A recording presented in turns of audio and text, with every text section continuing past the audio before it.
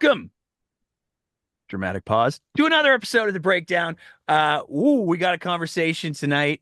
One of the things that's been going on in the province of Alberta is a lot of people are going, hey, I thought I had health care. Where did it go? And they're trying to figure out where their access to health care went. And there's a bunch of different things that have been bandied about by the current premier as well as the current government of Alberta. Long time fans of the show might remember when we posted a few video clips from a speaking engagement where Smith proposed the idea that what if we just contracted out all of the health provisions, the delivery of health to a bunch of different contractors and see how that went. Not saying that's relevant to what we're going to talk about tonight. Maybe it is, maybe it isn't. I don't know. That's why we're having the conversation that we're going to have tonight, because there's some things going on in the hamlet, the town. I'm not sure how big it is. I'm probably going to find out in a sec, of Airdrie in regards to healthcare. To make a little bit of sense of this, we're very excited to welcome to the show concerned citizen, concerned mom, advocate. Full disclosure, she's also the Airdrie East NDP Constituency Association president, but that's not why she's here tonight. There will be no NDP branding, and I'm pretty sure that she's not speaking in any official capacity for the party. She's shaking her head. No, very excited to welcome to the show, Sarah Zagoda. Sarah, thank you so much for joining us tonight. Thank you. Hi, thanks for having me. Perfect. So before we get into the nuts and bolts, and you've provided us with some screenshots of the presentation that you sat through that I'm probably going to reference as we go through our conversation. But before we get into it, how's Airdrie these days? You live in Airdrie. How's things? I love Airdrie. It's beautiful and sunny and full of nice people. I work here, I live here, and raise my family here. It's home. How long have you been living in Airdrie for? Since 2015. It's a little while. Were you there? I can't remember the year. Were you there for the Gatling gun hail? No. Oh, see, that was that. I just remember, I can't remember the year, but I remember driving through Airdrie for a couple of years, and it looked like somebody had just opened fire on that town because they got smoked with a massive, massive hailstorm. And also, that's my big memory of Airdrie. So, a couple of nice Dairy Queens, though. That's not a plug. It's just an observation. Um, how's healthcare in Airdrie? How's access to healthcare in Airdrie? Well, um, it's lacking. Like, let's be honest. Airdrie is the fastest growing city in Alberta. That's a fact. Airdrie is going to be the third largest city in Alberta by, well, they originally said 2033, but it's looking like it's going to happen sooner. That's also a fact.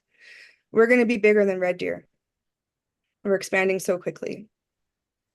We have one urgent care, and I love everybody that works there and tries to make that work the best they can, but the facility is too small.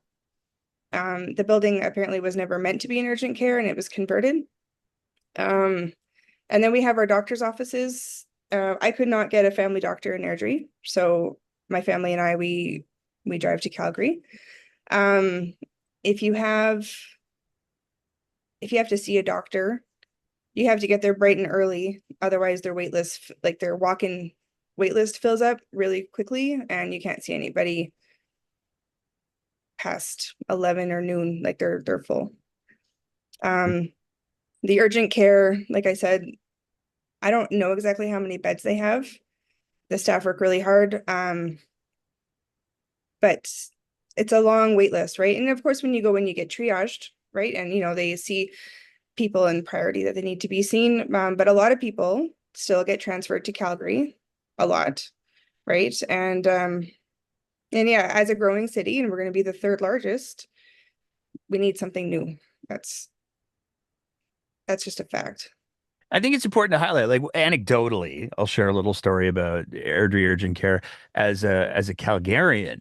Um, I really like Airdrie Urgent Care. because it's faster than most of the hospitals in Calgary most of the time. And when I had my little bout with pneumonia coming up to a year ago, when I said, "Okay, fine, I'll go in somewhere," I was like, "I'm not going to a hospital.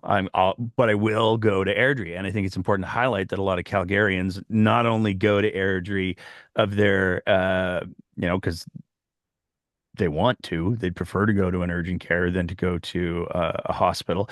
But secondary to that, there was quite a bit of media reporting about the fact that EMS was now transporting people to Airdrie Urgent Care and Cochrane Urgent Care outside of the city.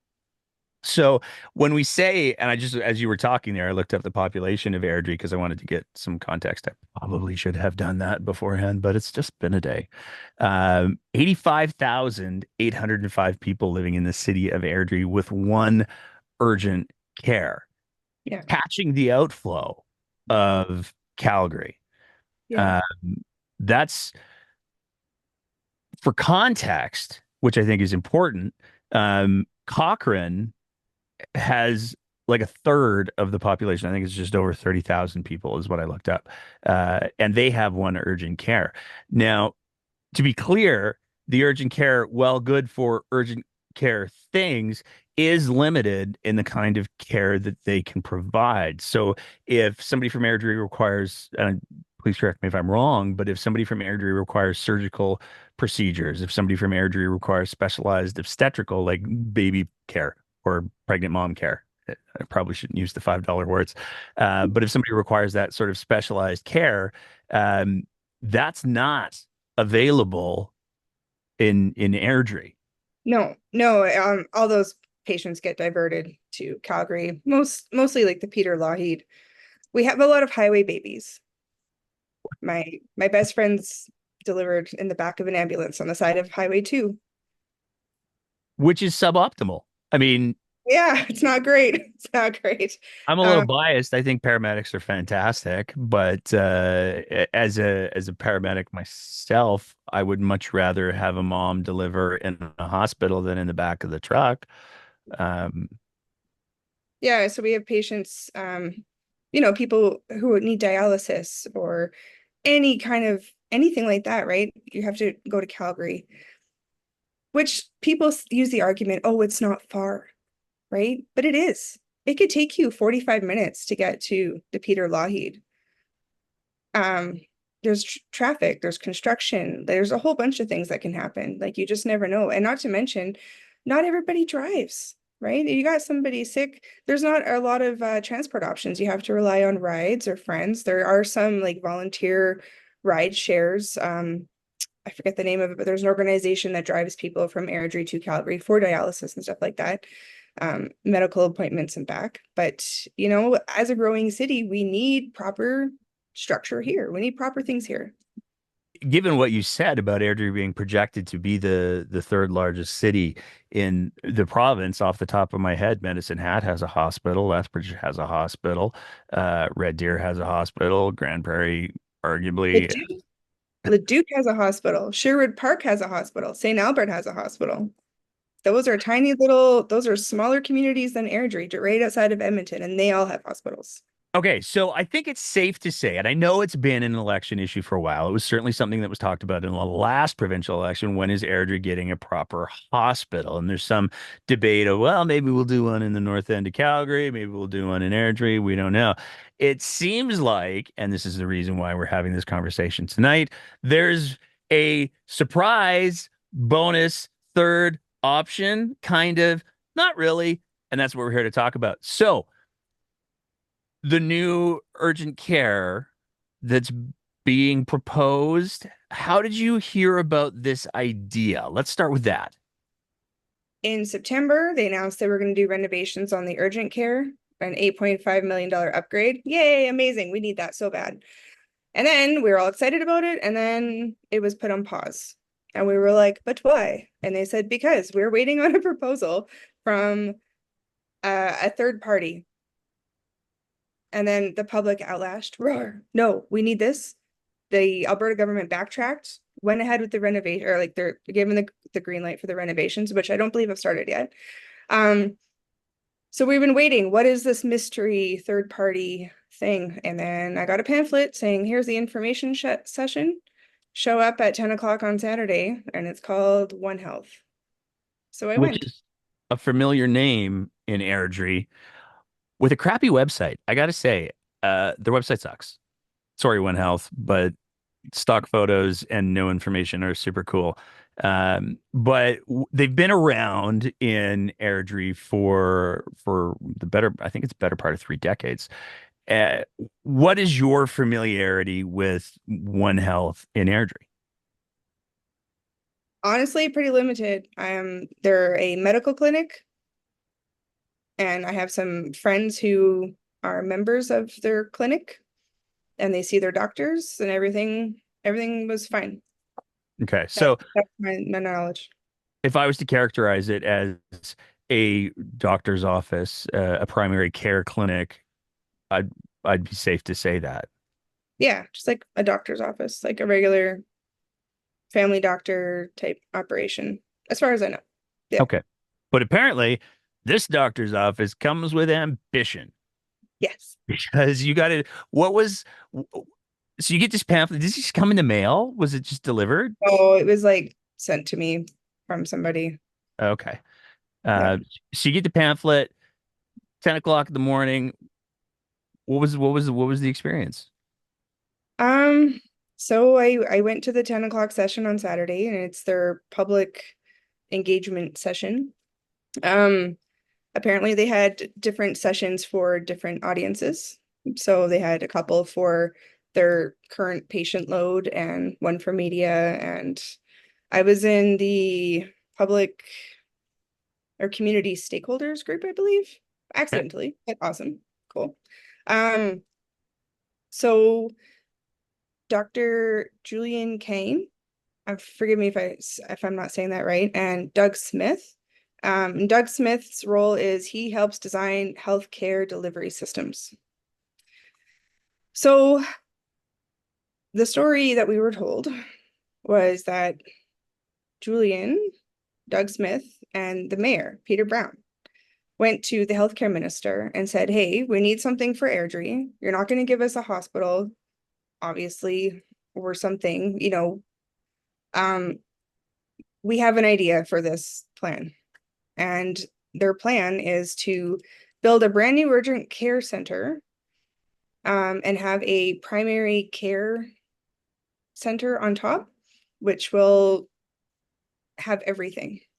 Sounds it sounds amazing, right on paper. Like they say every time you go there, you're gonna have a primary health team. You're gonna have 4 professionals there with whatever you need. You're gonna have your doctor, you're gonna have like whatever you need. They're gonna have x-rays there, a blood lab, um, everything like that. It's gonna be built in a brand new neighborhood.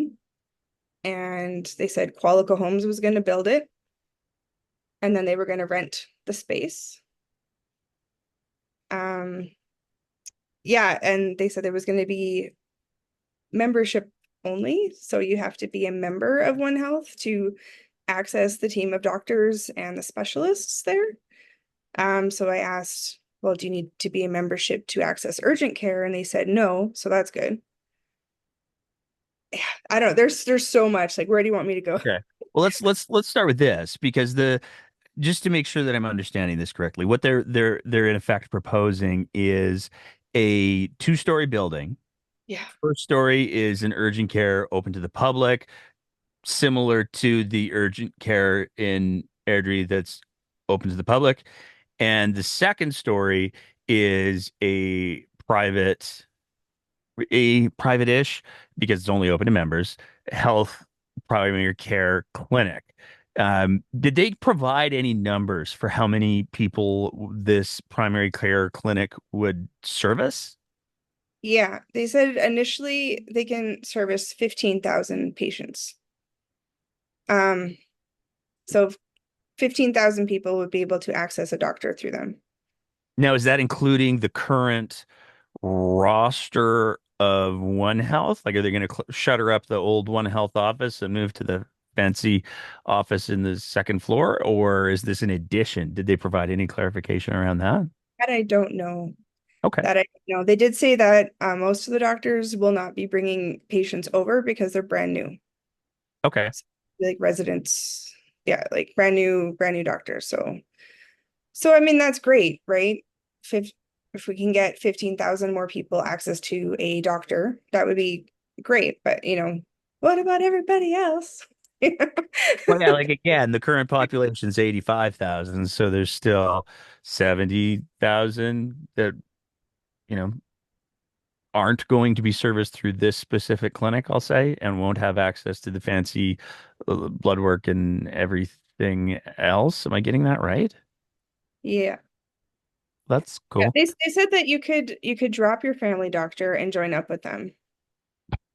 Because that was a question from the audience. So yeah, like you can transfer your stuff over. Yeah. Um, Okay. so they did say, because I asked, I'm like, well, do you have to pay for a membership? And they said no. They said it's going to be public health care. And I said, okay, is this a nonprofit model? And no, it's not. He said private clinics aren't, right? It runs on like a, Well, I mean, doctors got to make money. They got to pay their bills and everything. So yeah, there's probably, I would presume, an advantage of running multiple teams out of the same building because you're going to save on space and infrastructure and administration and. So there's probably some profit saving to be had there. yeah, Uh, but yeah, I guess the next question is, does this impact? So you said that the government had said, hey, we're going to do renovations. And then they said, oh, we're going to wait for this proposal. And then they said, hey, we're going to do the renovations. They're going to continue. The plan is, so this is going to be a thing. And then they're going to have the old one renovated. yeah. So apparently we'll have two urgent cares. Yeah. Now some of the other things that I found out is this One Health urgent care won't be connected to Connect Care. So if you go there, they will not be able to access all your records. Um, which is kind of concerning, right? Because you can get everybody's history, but no, they'll have their own separate system. And so there was questions asked about that, and they will upload, if you go to them for service, they will upload certain things to Connect Care, but they will not be directly connected to Connect Care. So that kind of is a red flag for me because it's an urgent care, but it'll be a privately run urgent care. So it'll be like a separate system. I have a whole bunch of questions right there. So I just want to make sure I understand this correctly. I could have sworn I heard in many press conferences Danielle Smith saying that with the disintegration of AHS, Alberta Health Services was still going to be responsible for providing acute care. Now, an urgent care, I mean, urgent and acute are probably two pretty interchangeable words found on different ends of the dictionary, but they both pretty much mean the same thing.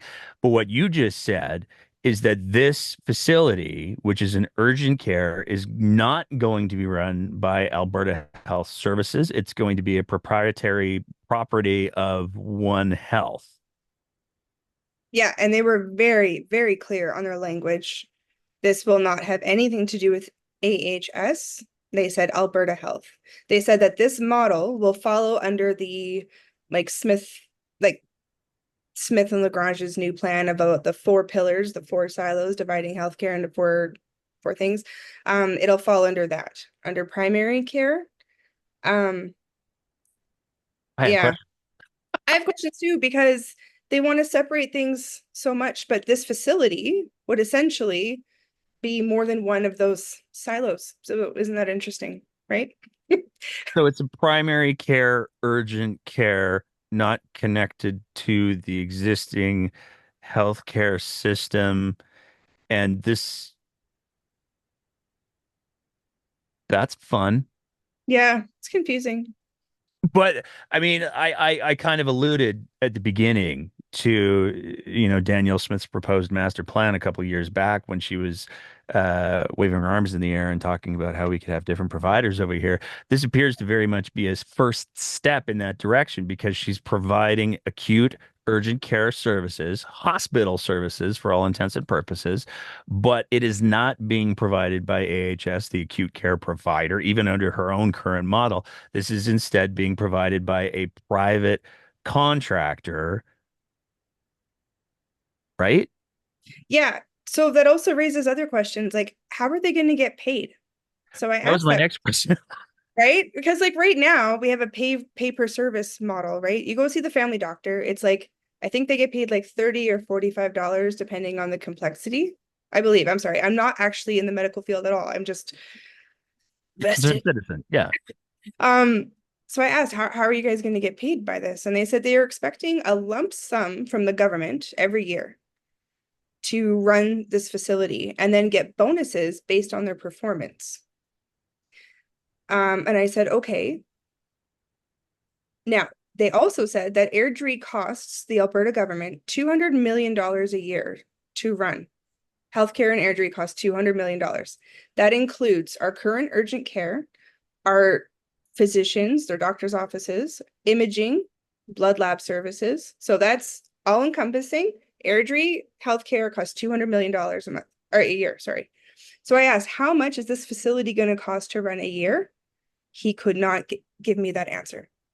He said, Like it sorry, we wasn't don't have that information. And I said, how could you not have this information? I had a follow-up call with Mr. Doug Smith yesterday morning. And he told me that they've been developing this plan since December, and they have hundreds of pages in their master plan. But he couldn't give me that. And I feel like that's a really basic thing that you need to know. Because in my mind, right, the government's going to be like, hey, we're not going to build you a hospital because we're spending $400 million a year on healthcare in Airdrie as it stands right now, right? So how much is this going to cost? And I figure it's going to cost a lot of money because how are you going to pay a primary care team of 4 professionals each patient that comes in for their appointment? They said there's going to be no time limits on appointments. And they said there's going to be specialists there, whatever you need. They said that this is going to be a patient-driven facility.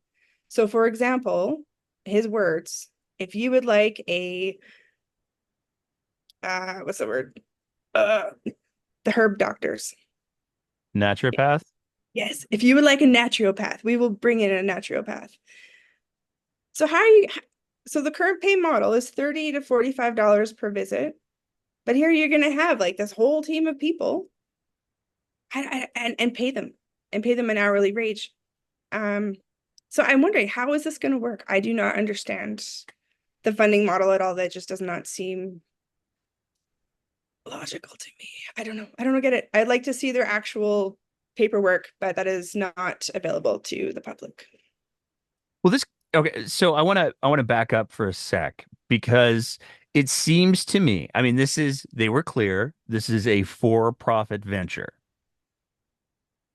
And so we have a for-profit entity providing urgent care under this model. I just really want to say that a second time just to make sure that this is what was communicated to you. This is a Yeah. for-profit company that will be providing urgent care to Airdronians and a boatload of Calgarians probably because you open up a second urgent care and everybody's going to go, I bet the lines are shorter. This is a for-profit healthcare delivery of urgent care paid for by public dollars. Yeah. And I'd like to add, like our Airdrie urgent care, our current one, it didn't come with all the bells and whistles. Like our Alberta Health Foundation had to fundraise to get equipment that we needed, like ultrasound machines and a whole bunch of other stuff. I don't know the list, but you know, that stuff came from fundraising. The government didn't give it to them. I asked One Health, how long is it going to take you to recoup your investment to build it? Like when will you start making profit? And he said, oh no, we're not putting any money into this. It is all going to be paid for by the government. Everything. Okay, so I just need to clarify this again. Yeah, What they said at the engagement session is that they don't have to pay for any of the infrastructure. They don't have to pay for any of the equipment. The taxpayers are going to be footing the bill for all of it. So they are, in effect, providing only the people power for profit. Well, I guess if you don't have to buy all this stuff, that's where your profit margin comes from. I guess so. That's wild. But this isn't just a proposal. Like this is the other piece that I think is particularly important to highlight. I'm going to throw up one of the pictures, well, the opening slide from the presentation that you were shown. You were generous enough to provide us with some copies, some screen captures of it.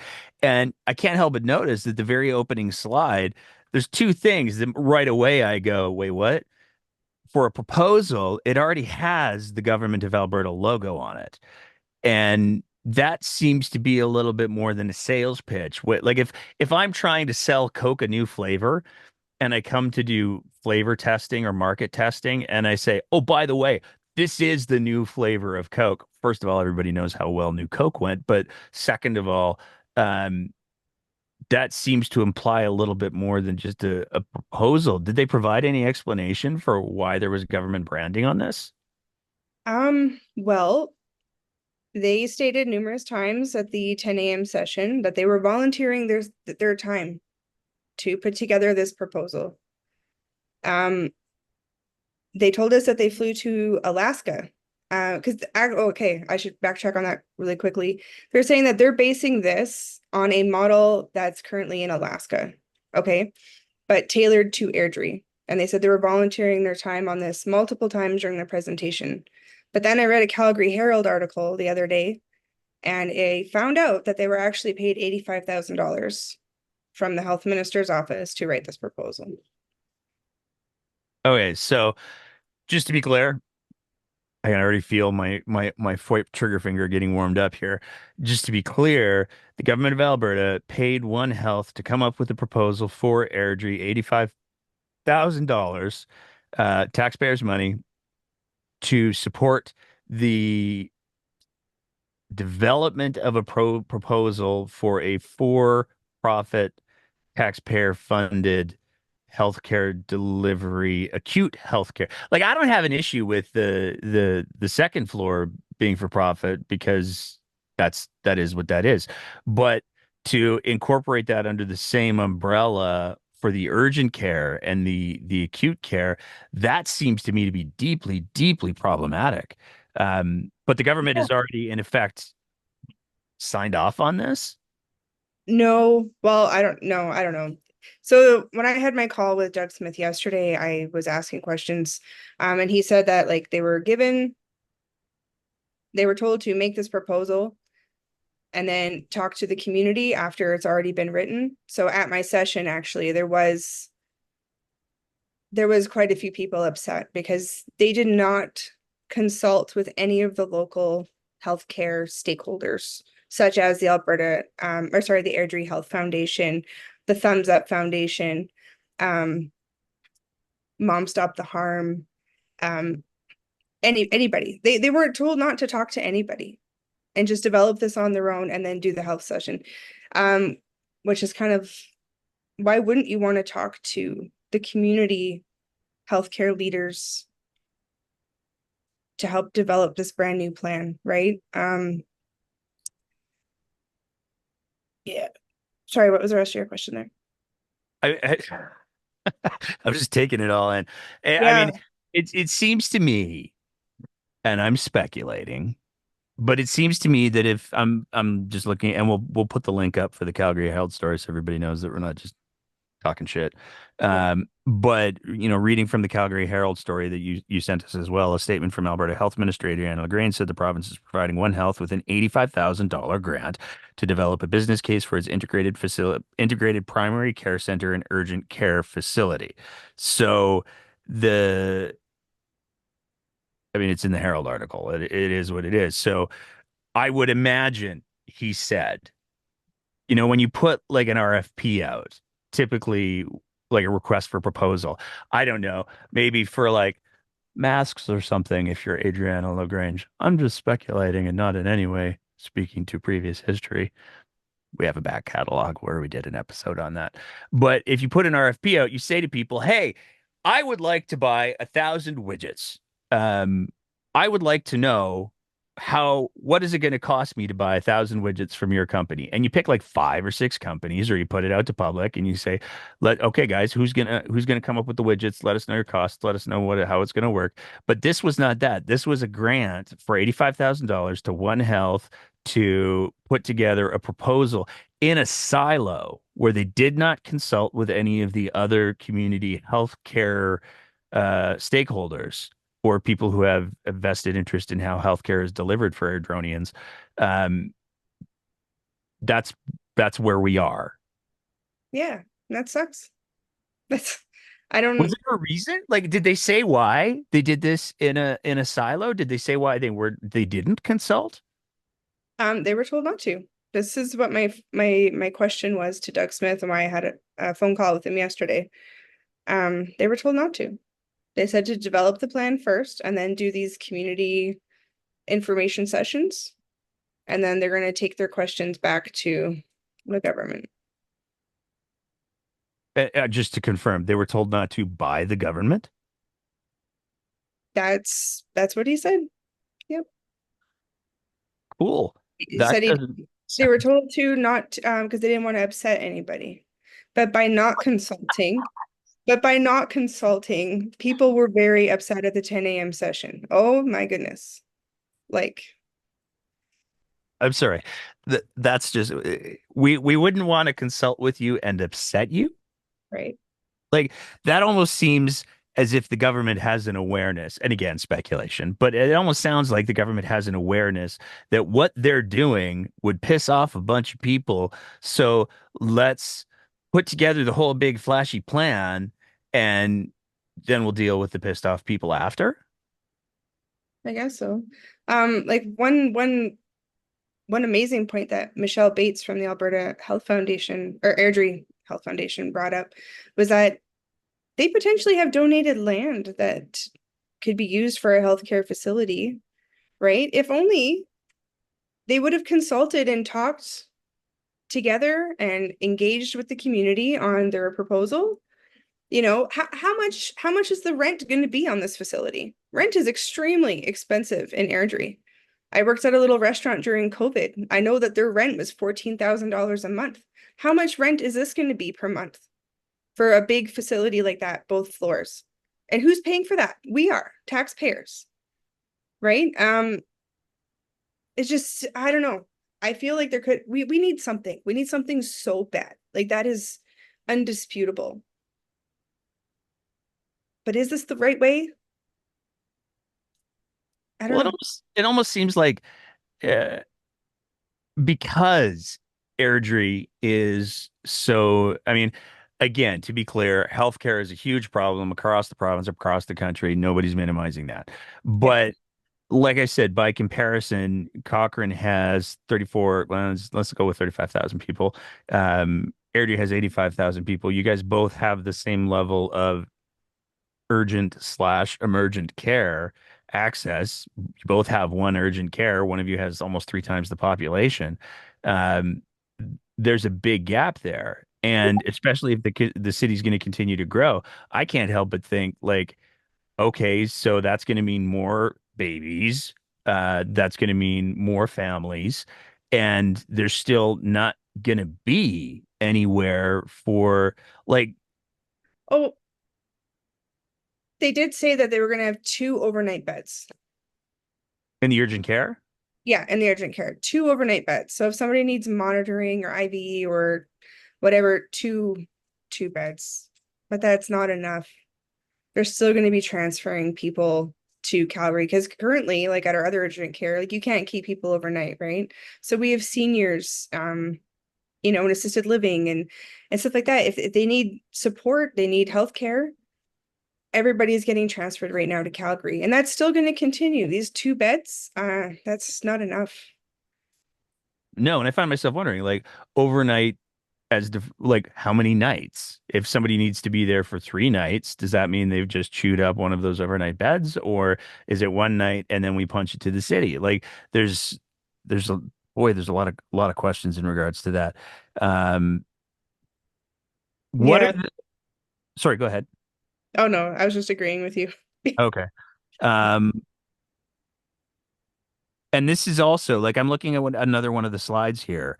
And I love, by the way, this government. I swear. I love how this is a PowerPoint that they presented in public at multiple different times, and it's still got the uh classification protected A tag on it. That just it's public, but we want to keep it private. Makes me giggle. Um, but I'm looking at this, and this is also, it appears going to be an EMS destination facility as well. So this is another place where like I find myself going, when somebody calls an ambulance, boy, they don't get to say, I'd like to go to X hospital.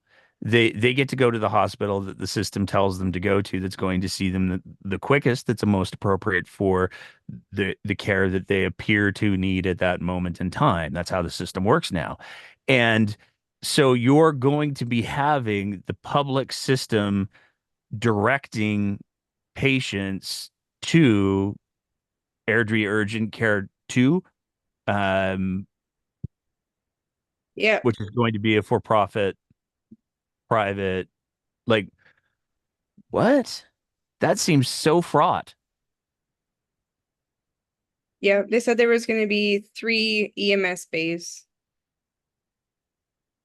Well, I mean, that's more than Airdrie has currently, Yeah, no, for sure. But which isn't great. Did they talk at all? Like another one of the slides they talk about the building and the site. It's going to be located within Qualico's Vantage Rise development. And like again, I any time that there's branding on healthcare, I get kind of squirrely, just because the evidence and the data is all very clear. As soon as you start to run for-profit healthcare, especially for-profit public healthcare, the quality of services decreases. Period, and it costs more. So there's that. But like, did they say anything? This slide has complimentary services. I'm just like, are they going to put in an Arby's or what's a complimentary service? I am unsure. They didn't address that at all in the presentation. No. Maybe they mean like imaging and blood lab on site. I'm not sure. These look like they're separate buildings. Like that's why I'm kind of curious. Like, is that where you're going to stick the homeopaths for everybody that, I mean, my God, but um it's and again I'll put this slide up on the screen, but it's got a map of the parking lots, and there's all these buildings, and then there's an arrow to complementary services, which automatically makes me kind of go, okay, so who else is in on this deal? Because we're clearly not just in the planning stages. We're clearly not just talking about we're going to have this two-story building with primary care on the second floor and urgent care on the first floor. We're also going to have these other two complementary services that aren't defined above and beyond being complementary services. Maybe they mean they did mention there was going to be a pharmacy in there also. Okay, So so that'll be shoppers. Um, I'm gonna get sued.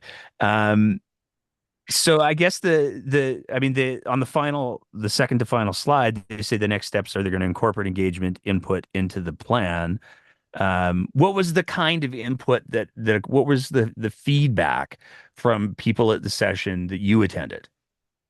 um so our I was at the first session and there was a lot of community leaders there and they had a lot of questions. Um the attitude was not very great. People were they had more questions than we could get answers to. Um our MLA was there and she was getting questions directed to her also that got a little spicy. I would Um hope so, because I'm going to take a sec to point out Angela Pitt yeah. is the MLA. She's one of the MLAs who attended the non-colleges conference. She's one of the MLAs who went to the Lougheed event that was a fundraiser, that was nothing but conspiracies. And again, I'm just going to say I am a little passionate about healthcare, but this is the same event that saw a former physician who's not licensed to practice call current physicians without any basis whatsoever pedophiles. Yeah. So this is the same MLA who's propping up. I mean, I don't know. Maybe it's just me, but that doesn't air a certain, or that doesn't lend a certain air of legitimacy as far as I'm concerned. But please, I'm interrupting and ranting. Go on. You're not interrupting. No, but she's endorsing this. She said this is a great idea and we should all be excited and happy about it. There was a lot of people there very upset.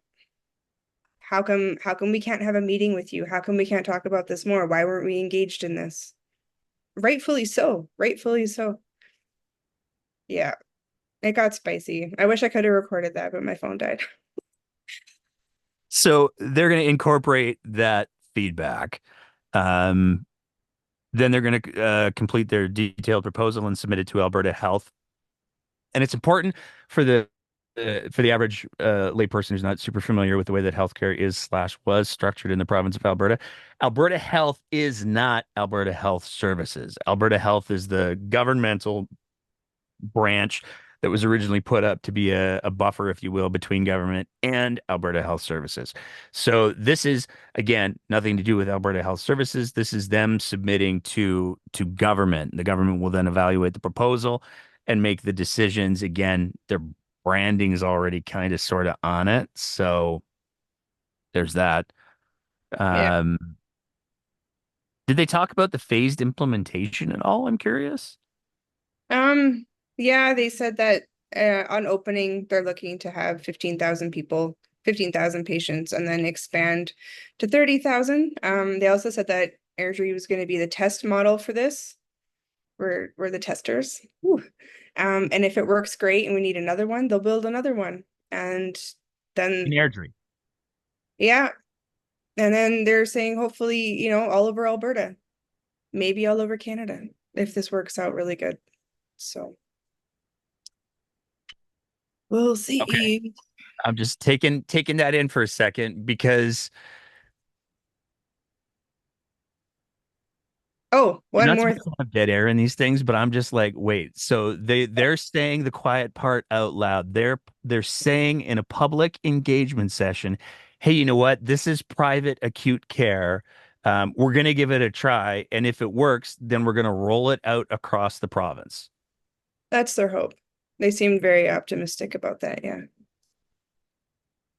That's stunning. Yeah. Um, Another thing I want to mention real quick is because this is going to be a privately run urgent care, are they going to have the same standards and procedures as every other urgent care? I don't Well, know. I mean, one of their other slides, they talked about how they were going to have different addiction services available and midwifery. And I have quite okay, you're going to have midwifery, but you can't deliver the babies. Cool. That'll be not in any way dissonant. But um, I think that raises this is an entirely new frontier for all intents and purposes because even the Catholic healthcare system that exists in the province is nonprofit. This is a new beast entirely, and I think it's really important to, as much as I'm told some people say that life isn't fair. This seems to, when it comes to healthcare, this seems to definitely be highlighting the fact that, yeah, you know what? If you're one of the lucky 15,000, then you get access to all of these wonderful services. But Yeah. if you're not one of the lucky 15,000, then you get to go downstairs to the urgent care that we still make money off of. Yeah. And they're saying that it's free. It doesn't cost anything to have a membership, but for how long? You see all these clinics popping up now in Alberta that have a membership fee, and they're only getting dealt with when the feds threaten the federal healthcare transfer. But for every one that shuts down, two more are popping up. So how long until there's a fee on this? They're saying no, right? But I'm doubtful. I'm skeptical, and I have every right to be. Oh, for sure. As a concerned citizen, as a parent, and it, this. this feels like a massive moving of the goalposts in a lot of ways because, one of the, again, I know it has been an election issue in the last couple of elections, the healthcare situation in Airdrie. And I really find myself wondering, how are taxpayers supposed to react? Obviously, especially taxpayers in Airdrie, but if this is being funded by government money, this is the first instance of acute care being, that I'm aware of at least, but acute care being provided using taxpayers' money for a for-profit venture. This is my 6-year-old has abdominal pain. I looked it up on WebMD. I'm afraid she might have appendicitis. I'll take her to the urgent care, and somebody's making a profit off of that. Yeah. I am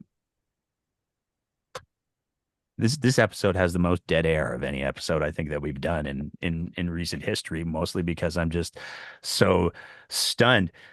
Is there any sort of, like, they've had these engagement sessions? If I'm reading their schedule, their next steps correctly, um, this is it. This is the ball game. They're now going to take it back to Adriana LaGrange, who paid the $85,000 for them to develop this plan and hopefully get approval.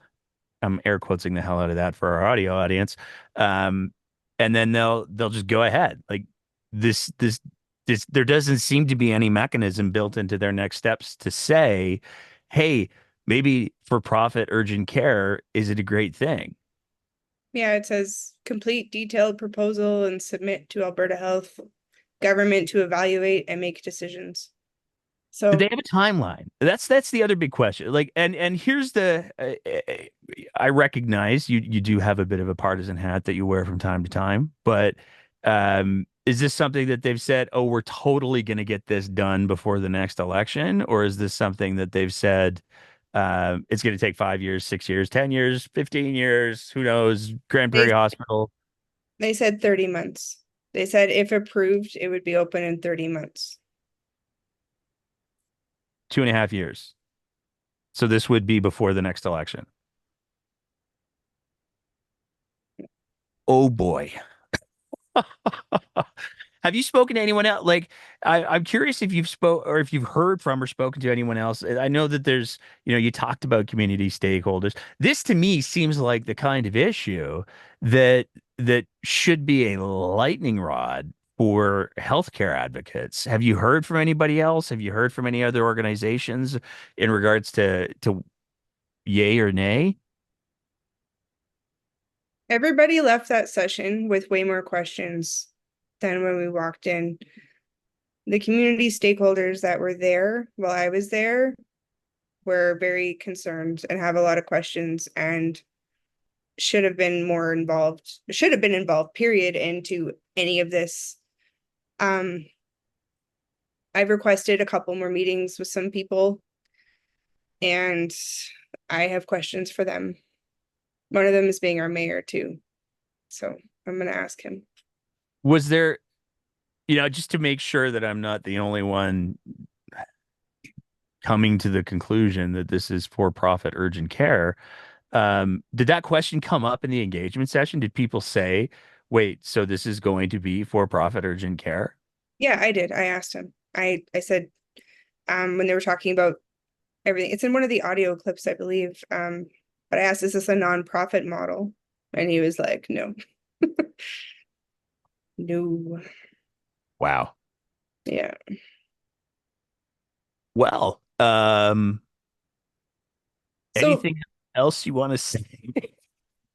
well, so what I wanted to find out was like, how much does it cost to run a hospital in Leduc or Sherwood Park? The hospital in Leduc, they do surgeries there, right? Like they're a fully equipped. How much does it cost to run that hospital a year?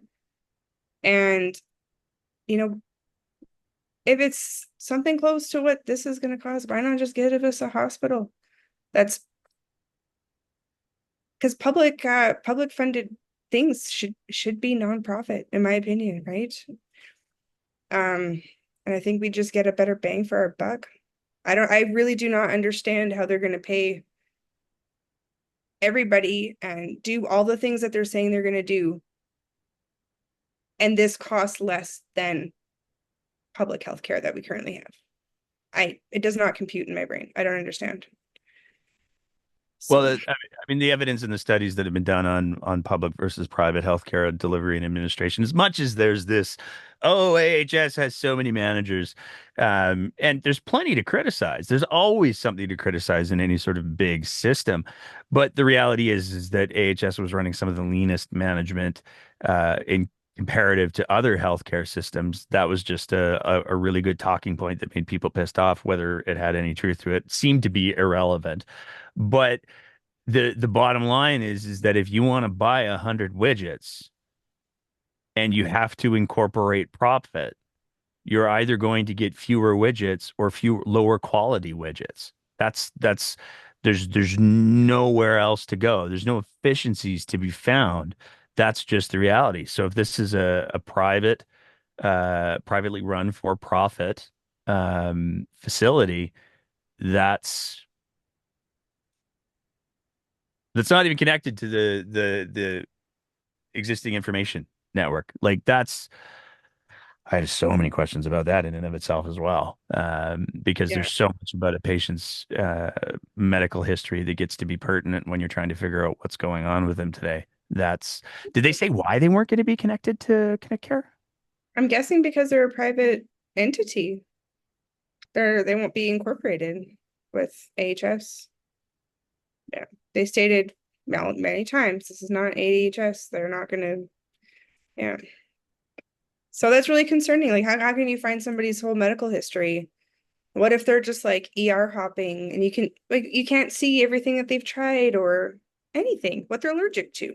Like, come on, this is basic stuff. And they spent so much money on Connect Care, and I think it's been great. I can access all my records everywhere, and they're not going to have access to anything when you go there for an emergency. That's kind of shocking. Yeah, They're going there's to a have whole their own system. I looked it up on the internet. They have like their own portal and everything. So they'll have their own separate little system.